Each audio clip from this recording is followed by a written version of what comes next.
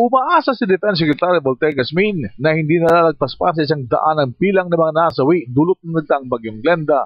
Well, right now we are reaching 100 pero I don't think tataas pa except kung makita na natin yung mga missing.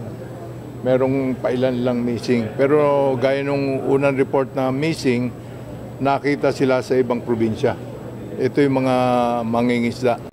Batay sa datos ng Office of Civil Defense, umakyat na sa bilang na 97 ang naitalang nasawi dahil sa pananalasan ng bagyong Glenda. Maliban sa mga nasawi, aabot na rin sa 437 na sugatan at 6 ang nanatiling nawawala. Siya ngayon, nasa 3,330 o 1.6 milyong katao naman ang apektado sa pananalasan ng bagyo sa Region 1, 3, 4A, 4B, 5, 8 at Metro Manila area. Sa huling record ng NDRRMC, aabot na sa 1.68 billion piso ang halaga ng nasirang infrastruktura at 6.339 billion naman ang nasira sa agrikultura, kabilang na ang pananim, epekto sa livestock at agricultural facilities.